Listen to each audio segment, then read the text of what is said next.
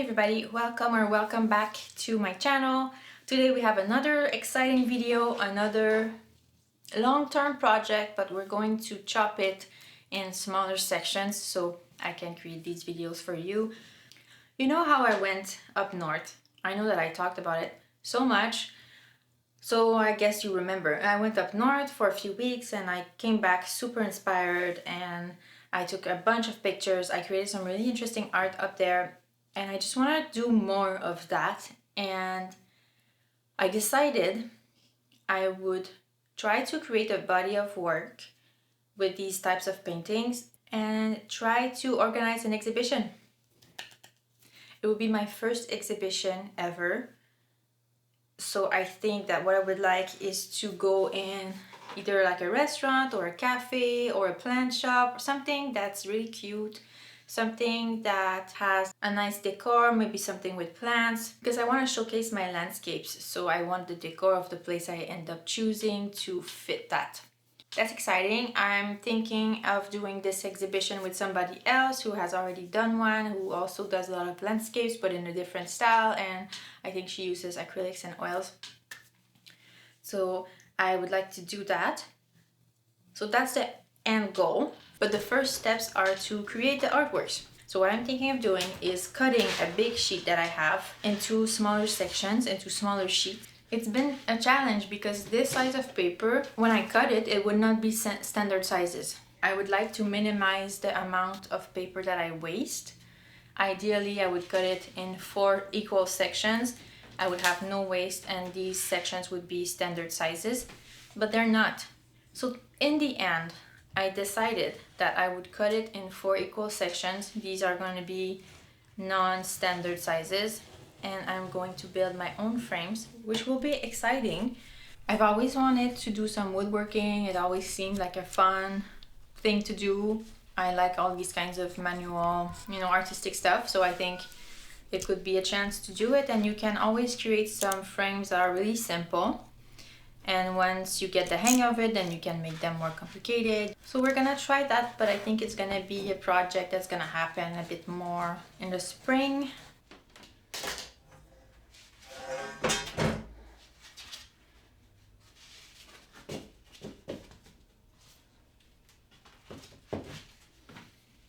I haven't talked to you in 65 years? But I'm back, I think.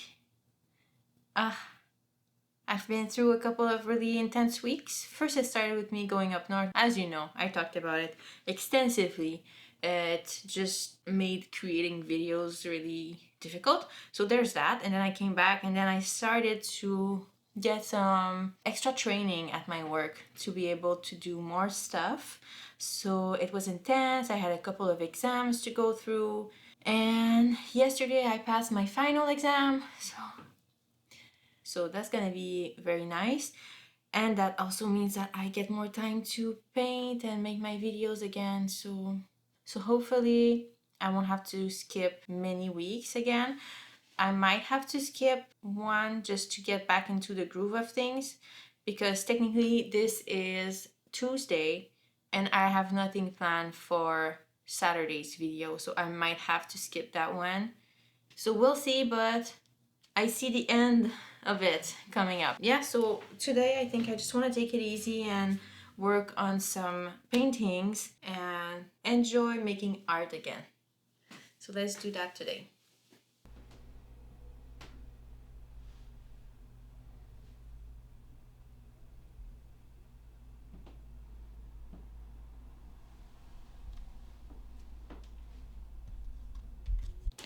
So this is where I am right now.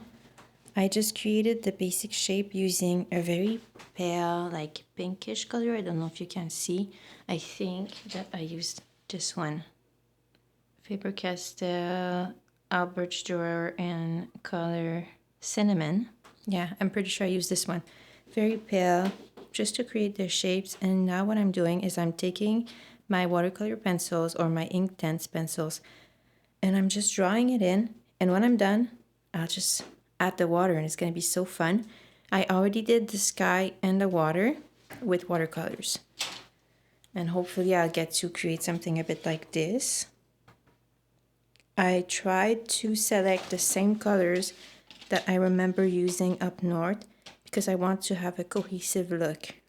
I don't remember exactly all the colors that I've used, but I have a pretty good idea. So that's why I put these two paintings here, just so I can have a visual reference.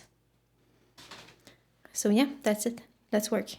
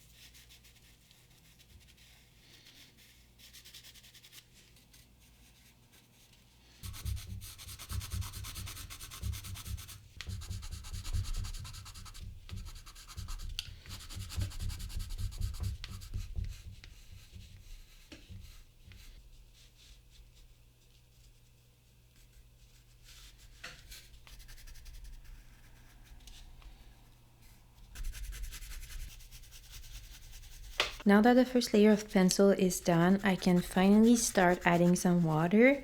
And I always like starting with the palest colors just because it's kind of similar rules as watercolor with these pencils. I feel like if you're planning on mixing the colors together, at least you should make sure that you have your palest colors down first. And then, you can always change things up as you go. But yeah, it's kind of what I do. So I'm starting with mixing a pale pink because one thing that I like in all of my paintings is the pink that I introduced. I want to make sure that there is cohesion in all of my paintings. I really like the pop of pink that I could see in my other paintings. So I want to make sure that this one has it also. Yeah, so that's what I'm starting with. So I'm starting by placing the biggest areas of pink first, and then I'm mixing with the surrounding colors, and hopefully we're gonna create something pretty in the end.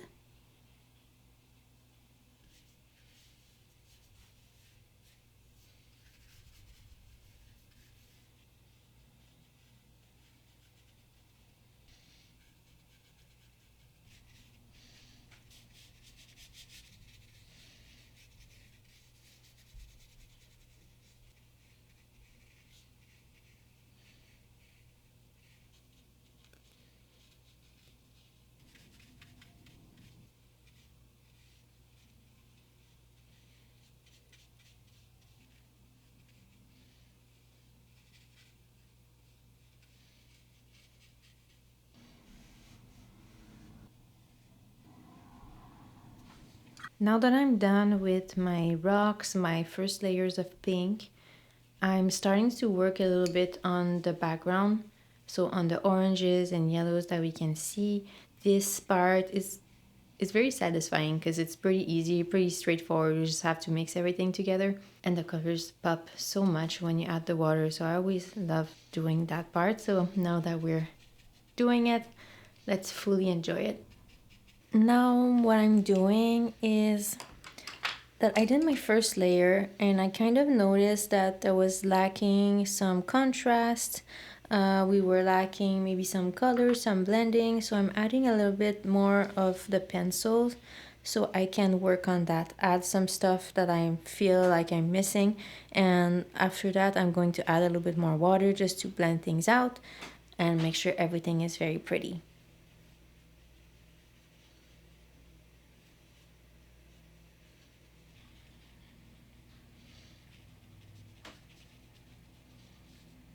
Okay, so I'm back from my lunch break. I added the other layer of contrast. I added some dark blue and a bit more color, so I'm pretty satisfied with this part. I'm just not sure about the rocks and the overall color.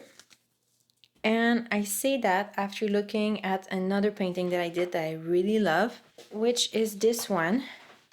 I think that what I like about this is the pink, how pink it is. Here it's way more subtle, so I think that in some areas I could add a bit more concentrated pink color. And also I think that I really like the mix of these colors that we can find here also with the greenish sky and water. So maybe I should add a bit more green in here. So I think I might try that. After that, I'm going to add some vegetation that's growing in the water, but I'm going to keep that for the end.